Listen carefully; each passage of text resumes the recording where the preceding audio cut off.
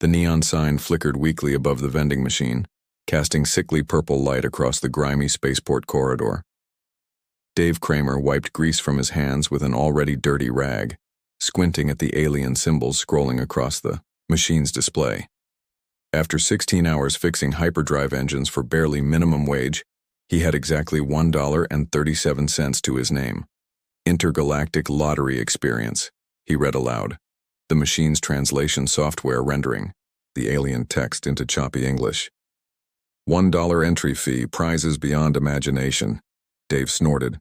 The only thing beyond his imagination right now was having enough money for both dinner and rent. But something about the machine's pulsing lights drew him in. Maybe it was the exhaustion, or maybe it was the desperate hope that came with being 28, single, and watching his life circle the drain. He fed his last dollar into the slot. The machine hummed, whirred, and spat out a metallic card covered in strange symbols.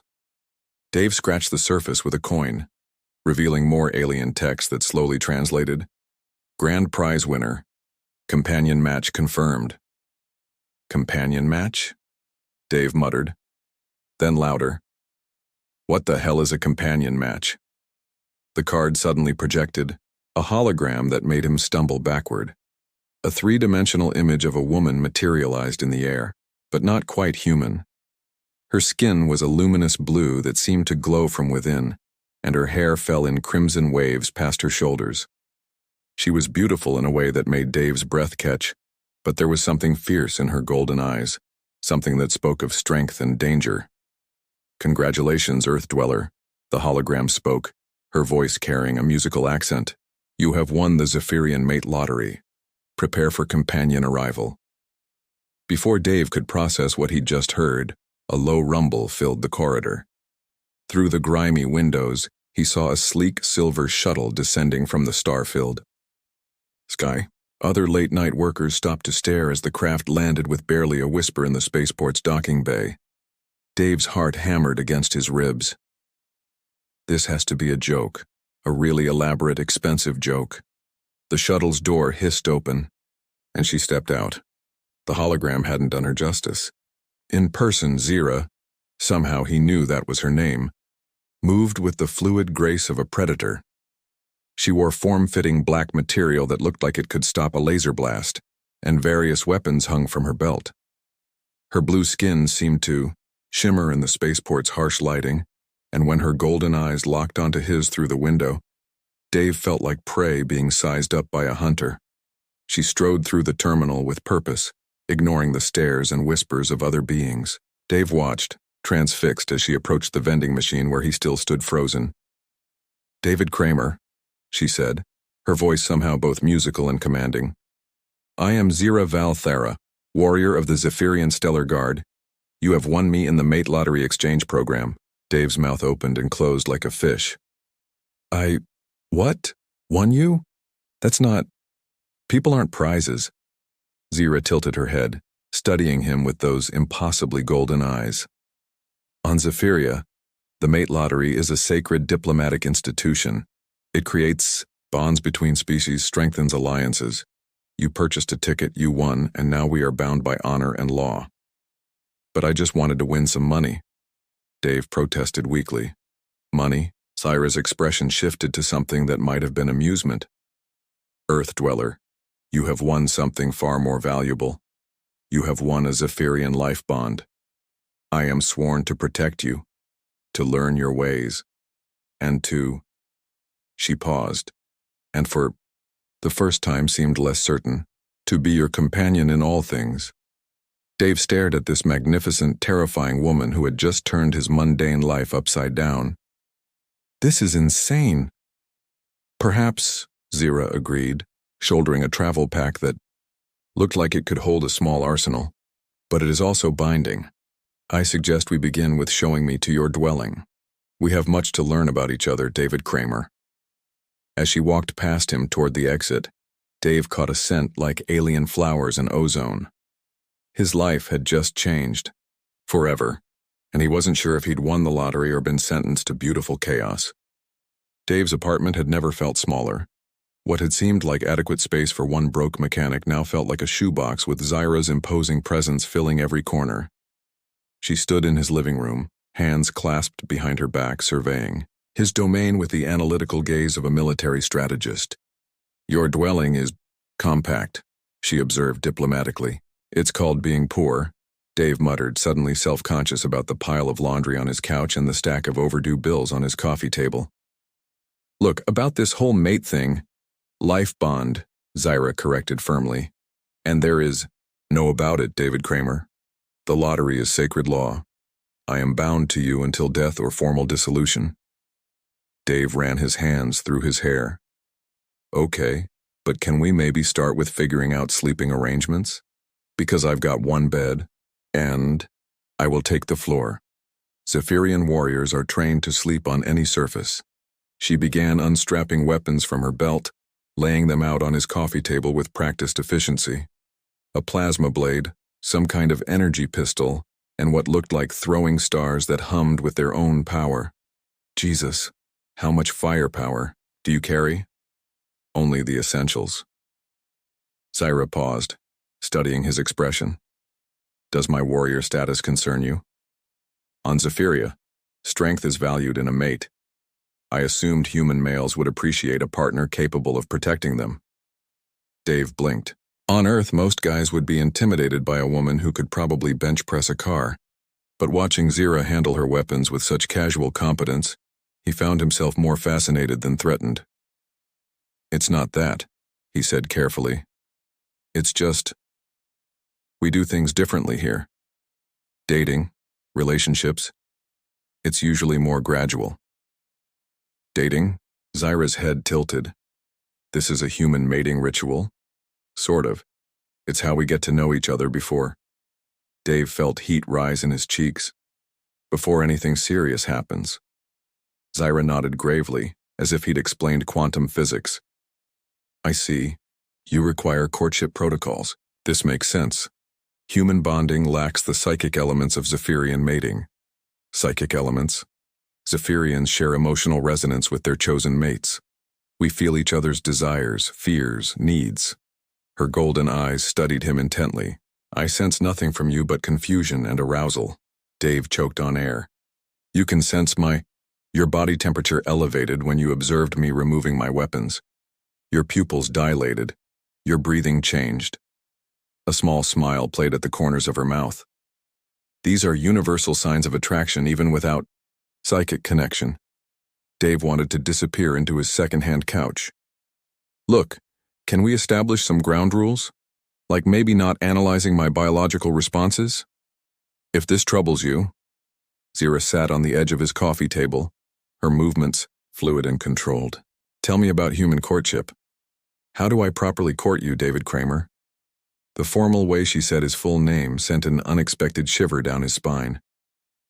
"Well, usually we start with conversation, getting to know each other. Maybe going out, for meals, activities. Hunting together builds bonds." Zera agreed enthusiastically. "What prey do humans typically pursue during courtship?" "Not that kind of hunting. More like restaurants, movies, walks in the park." Zera looked genuinely puzzled. "Humans court by consuming prepared food and observing fictional narratives? When you put it like that, it sounds pretty weird. All courtship rituals are strange to outsiders." Zera leaned forward, close enough that Dave caught that intoxicating scent again. "Tell me, what would please you? I am warrior trained in many skills, but human satisfaction is new territory." Dave's mind went places it shouldn't. "Maybe we could start with you telling me about your world. Your life before this." Something shifted in Zera's expression. "Zephyria is a harsh world. We are raised from birth to fight, to protect, to serve our clans. I have been a warrior for 15 years, since I completed my trials at age 13. 13? That's just a kid. Childhood is luxury we cannot afford. The galaxy is dangerous, filled with species that would conquer or consume us." Zera's voice carried old pain. "I have seen too many worlds fall because their people were too soft, too unprepared." Dave found himself leaning closer. Is that why you joined this lottery thing, diplomatic bonds? Zera's laugh held no humor. I was volunteered. My commanding officer felt I had become too focused on duty, too isolated from normal life. She said winning a human mate would teach me about connection beyond warfare. And what do you think? Zera studied him for a long moment. I think human David Kramer is more complex than I anticipated. You show fear, but do not flee. You express attraction, but maintain honorable distance. You are... She paused, searching for words. Interesting. Dave felt something warm unfurl in his chest. You're pretty interesting yourself. They sat in comfortable silence until Zera's stomach produced a sound like grinding metal. When did you last eat? Dave asked. 2 days ago. Travel rations? Dave stood up. Right. First human courtship lesson. We feed each other. I'll make dinner. As he moved toward his tiny kitchen, Zera called after him. David Kramer? Yeah. Thank him. You for not treating me as merely a prize to be claimed. Dave turned back to find her watching him with something softer than her usual intensity. Thank you for not treating me like I'm completely hopeless. The night is young. Zera replied with a grin that showed slightly pointed teeth. But so far you show promise. As Dave began cooking, the first meal he'd prepared for someone else in years, he realized that maybe winning the lottery had brought him something he hadn't even known he was missing. Someone who saw him not as a failure, but as worthy of protection, worthy of interest, worthy of love, perhaps. 3 weeks of cohabitation had established a routine that neither Dave nor Zera had expected to work. She rose before dawn for combat practice in the building's parking lot. He stumbled to work smelling like coffee and engine grease, and they reconvened each evening to navigate the minefield of interspecies romance. Tonight was different. Tonight was their first official human date. Dave fidgeted with his collar as they walked toward the restaurant. He'd blown half a paycheck on decent clothes and a reservation at Romano's.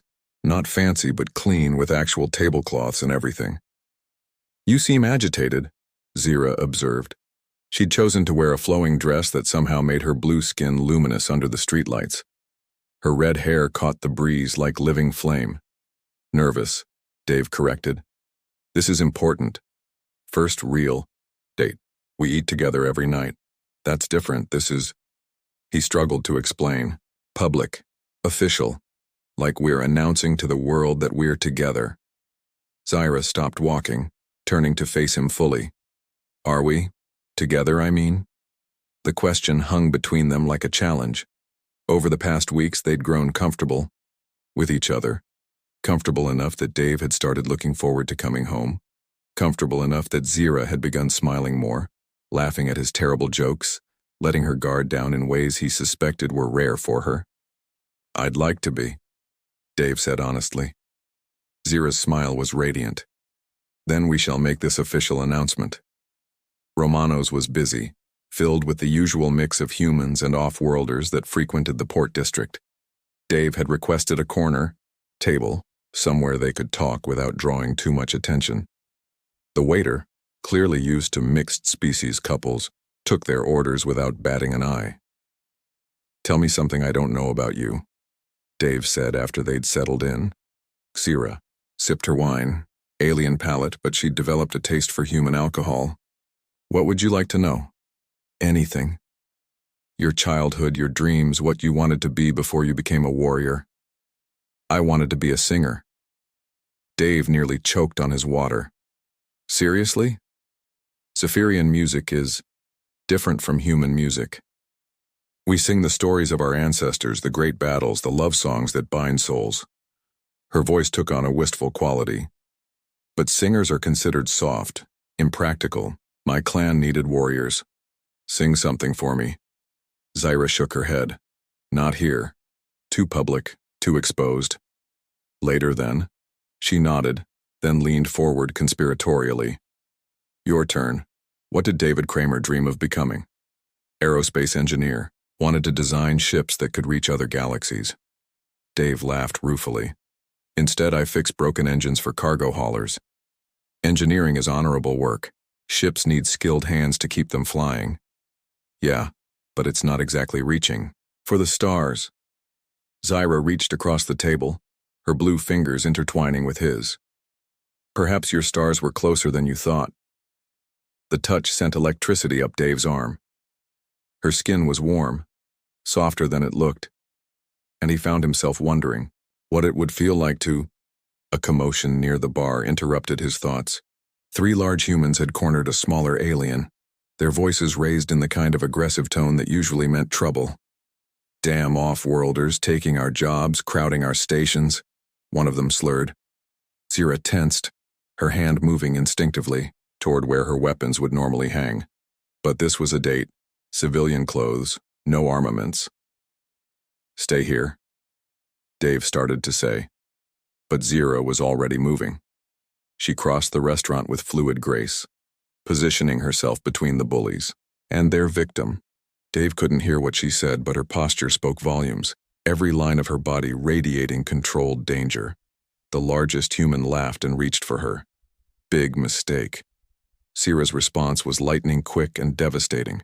She caught his wrist, twisted, and suddenly the man was on his knees, face contorted in pain.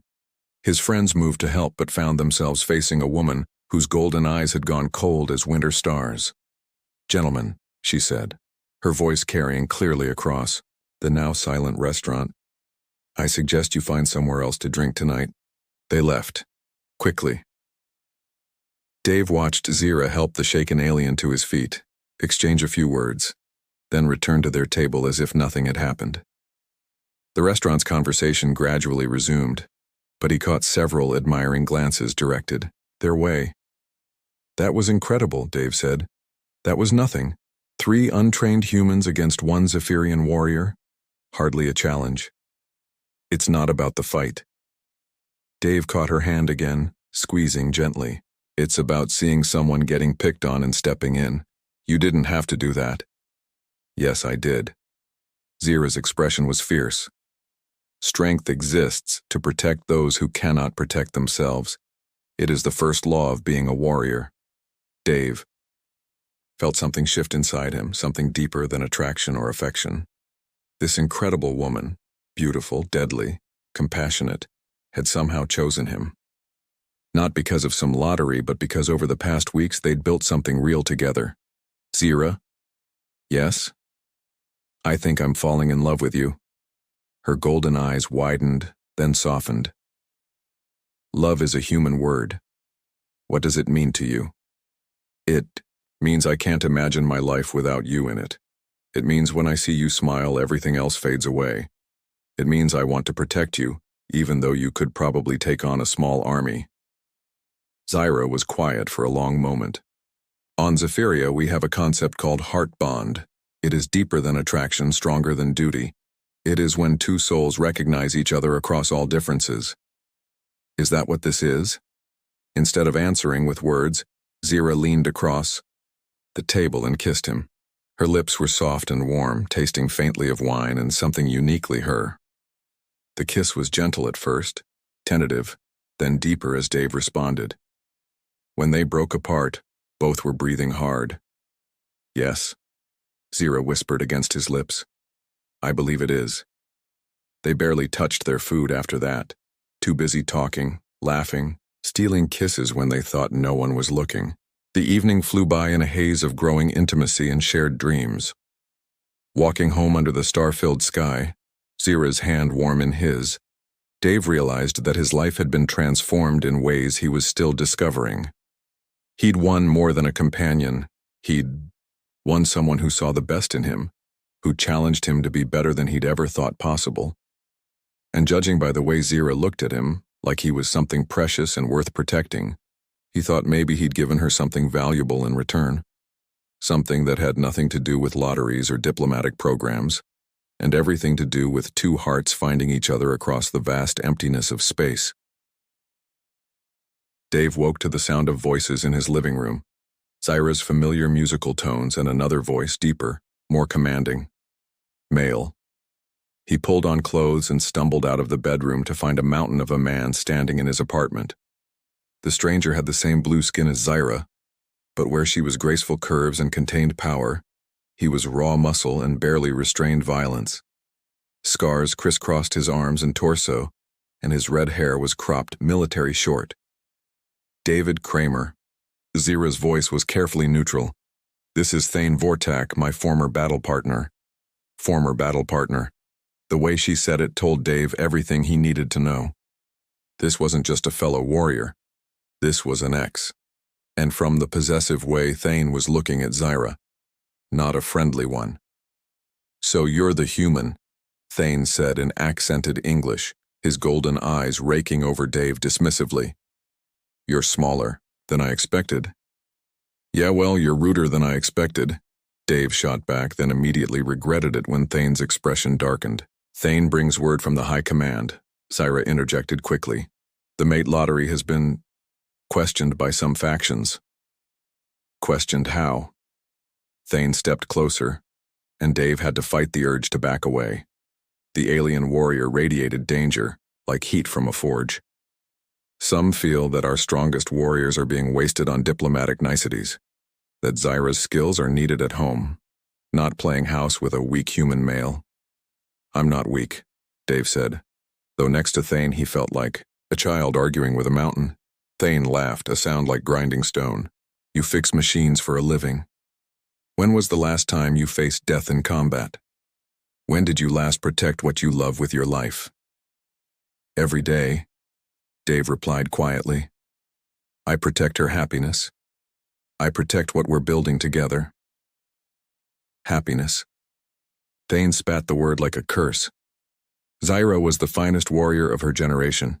She could have been clan leader, war chief, a legend sung about for centuries. Instead, she wastes her gifts playing at human romance. Zera's jaw tightened. My gifts are mine to use as I choose. Are they? The clan that raised you, trained you, made you into what you are, do we have no claim on your loyalty? Dave watched the conflict play across Zera's features. He'd known this was too good to last, that someone like her, strong, magnificent, clearly important to her people, would eventually be called home. What exactly are you offering? Dave asked. Thain smiled, showing teeth that looked designed for tearing flesh. Zera returns to Zephyria. Her obligation to this human arrangement is dissolved. She resumes her proper place as a warrior of her people. And me? You get to live. Consider that generous. The casual threat hung in the air like poison gas. Dave felt his world tilting, all the happiness of the past weeks crumbling. How could he compete with a lifetime of duty, of belonging somewhere? Important? And if I refuse? Zera asked, her voice deadly quiet. Then you are declared oathbreaker, exiled, cut off from clan, from homeworld, from everything that made you who you are. Thain's expression softened slightly. Zera, be reasonable. What can this human offer you that compares to your birthright? Dave opened his mouth to argue, but what could he say? He lived in a crappy apartment, worked a dead-end job, had no family, no prospects. What did he have to offer someone who could have ruled warriors? Time, Zera said suddenly. I need time to consider. Thain nodded curtly. 3 days. My ship leaves then, with or without you. He moved toward the door, then paused. Remember what you are, Zera. Remember what you were meant to be. After he left, the apartment felt hollow, echoing with unspoken fears. You're going with him, Dave said. It wasn't a question. I don't know. Zera sank onto the couch, looking suddenly fragile. My whole life I've known my purpose. I was a warrior, defender of my people. It was simple, clear. And now I'm torn between two worlds, two selves. She looked up at him, eyes bright with unshed tears. With you, I've discovered parts of myself I never knew existed. I laugh, I dream, I feel joy. But am I being selfish? Does my happiness matter? More than my duty? Dave sat beside her, taking her hands in his. What do you want? Not what your clan wants, not what I want. What does Zera want? I want you. she whispered. I want this life we're building. I want to wake up next to you every morning and discover new things about myself, about love, about what it means to be more than just a weapon. Then stay. It's not that simple. If I'm exiled, I can never go home. I'll lose everything I was. No, Dave said firmly. You'll become everything you could be. Zera studied his face intently. You would ask me to give up my entire world for you? I would ask you to choose the world where you're happiest. She kissed him then, fierce and desperate, as if trying to memorize the taste of him. Dave responded with equal intensity, pouring all his love and fear and hope into the contact. They moved to the bedroom without words, hands exploring familiar territory made new by urgency. Dave traced the luminous patterns of her skin while she mapped the scars from his work-roughened life. They made love with a passion edged by the possibility of loss, every touch a promise, every caress a prayer. Afterward, lying tangled in sheets and moonlight, Zera spoke softly against his chest. If I stay, if I choose exile for love, will you think me weak? I'll think you the strongest person I've ever known. Dave replied, stroking her hair. It takes more courage to choose happiness than to follow duty. And if I go? Dave's chest tightened, but he forced himself to be honest. Then I'll understand, and I'll spend the rest of my life grateful for the time we had. Zera raised her head to look at him. I love you, David Kramer. Whatever happens, know that you gave me something precious. The knowledge that I am more than just a warrior. I am a woman capable of love. You gave me something too, Dave replied. You made me feel like I matter, like I'm worth something. They held each other in the darkness, both knowing that in 3 days, everything would change. The lottery that had brought them together had become a choice that could tear them apart. But for now they had this moment, this love, this perfect imperfect happiness. It would have to be enough. The spaceport buzzed with activity as beings from a dozen worlds went about their business, oblivious to the drama playing out near Docking Bay 7. Dave stood beside Zera, watching Thain's ship prep for departure, and tried to memorize every detail of her face. She'd been quiet all morning, the weight of her decision pressing down on both of them like gravity from a dying star. Last chance, Thain called from the ship's ramp. The engines are warming up. Zera stepped forward and Dave felt his heart crack, but instead of boarding, she turned to face both men. I have made my choice, she announced, her voice carrying the authority of a born leader. But first, I invoke the right of challenge. Thain's eyebrows shot up. Challenge? On what grounds? You question my judgment, my worthiness to choose my own path. You claim my human is weak, unworthy of a Zephyrian. Warrior's bond. Zera's golden eyes blazed with determination. I challenge that assertion. Zera, no. Dave started, but she silenced him with a raised hand. The right of challenge is sacred law, she continued. If David can prove his worth against a Zephyrian warrior standards, then my choice is validated and my clan must honor it. Thain laughed, a sound like breaking stone. You want me to fight your pet human? I could kill him without effort. Not you, Zera said calmly. The challenge is mine. To issue and design, David will face me. Dave's blood turned to ice water. Fight you? Zera, I can't. Not combat, she said quickly, her voice softer now. Strength comes in many forms. On Zephyria, we have 3 trials of worthiness: combat prowess, strategic thinking, and heart courage. I propose David face challenges in each area, adapted for human capabilities. Thain considered this, clearly intrigued despite himself. And if he fails? Then I will return to Zephyria willingly, accepting exile from his life.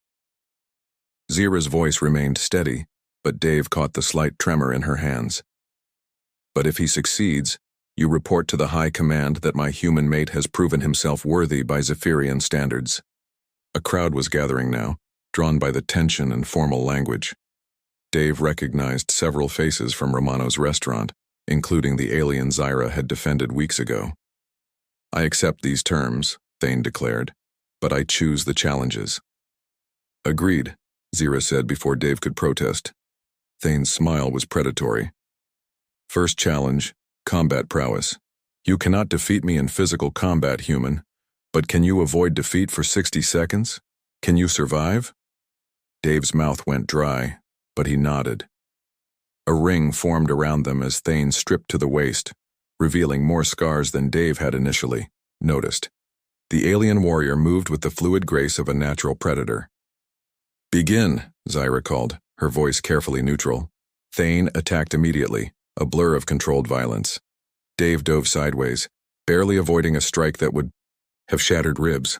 He'd never been in a real fight in his life, but he had something Thain didn't expect: desperation and an engineer's understanding of physics. Instead of trying to match strength with strength, Dave used momentum, leverage, and the environment. When Thain charged, Dave grabbed a piece of cargo netting and swung out of reach. When the warrior tried to corner him, Dave rolled between shipping containers using the maze of cargo to break line of sight. He couldn't hurt Thain, but he could make the alien work for every near miss. Dave led him on a chase through the docking bay using every trick he could think of: loose cables to tangle feet, cargo sleds to change elevation, even the ship's exhaust vents to create visual cover. 60 seconds felt like 60 hours, but when Zera called time, Dave was still standing. Bruised, exhausted, and terrified, but standing. Adequate, Thain admitted grudgingly. You survive through cleverness rather than strength. Second challenge, strategy. The cargo manifest scanner is malfunctioning, displaying data in an alien language. You have 10 minutes to determine which containers hold medical supplies needed for a plague outbreak. Dave approached the scanner, his engineer's eye immediately picking up patterns. The alien script was unfamiliar, but numbers were universal, and shipping codes followed logical patterns. He began cross-referencing container sizes with weight distributions, using his knowledge of cargo systems to eliminate impossibilities. Medical supplies would be climate-controlled, he muttered, checking environmental readings. Moderate weight, specific container types. 9 minutes later, he'd identified 6 containers. When opened, all 6 contained medical equipment. Thain looked genuinely impressed. Your mind works differently than ours, but effectively. Final challenge, heart courage. His expression grew solemn. Tell me, human, why you are worthy of Zera's love. But know this: if you lie, if you exaggerate, if you claim more than truth, I will know, and you will fail. Dave looked at Zera, at her beautiful, worried face, at the woman who had transformed his life simply by seeing something in him worth protecting.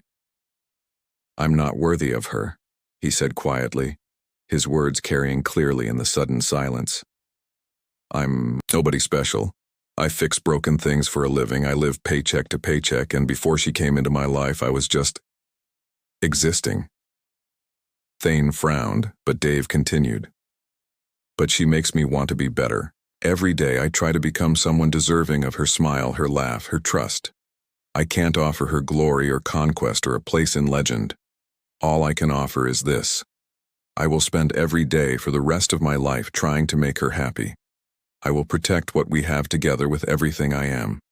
And I will never ever take for granted the miracle of being loved by someone so extraordinary. Dave took a shaky breath.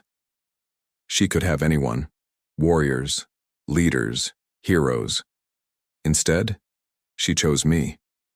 Not because I'm strong or smart or brave, but because somehow together we're better than we are apart. That's not worthiness, that's love, and love doesn't care about deserving. The crowd was silent. Even the ambient noise of the spaceport seemed muted. Thain studied Dave for a long moment, then slowly nodded. Heart courage, he said finally. The rarest strength of all. You have it, human. He turned to Zera. I will report to the High. Command that your mate has proven himself by our standards. Your choice is validated. Zera's face lit up like a star going nova.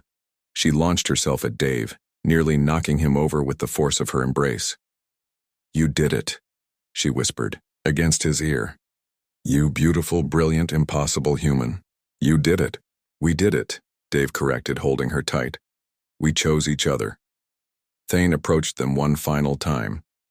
Zera, you are still welcome to return to Zephyria someday, both of you.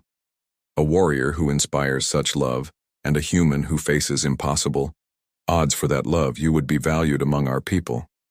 Maybe someday, Zera replied, but for now Earth is home. As Thain's ship lifted off, disappearing into the starfield above, Dave and Zera stood together in the docking bay, surrounded by well-wishers and new friends. So what now? Dave asked. Zera smiled, the expression radiant with joy and possibility. Now we build our life together. We explore this galaxy as partners, as equals, as two souls who found each other across impossible odds. Sounds perfect. 6 months later, Dave woke in a much nicer apartment to the smell of Zera's attempt at human breakfast cooking. Through the window, he could see the shipyard where he now worked as head engineer.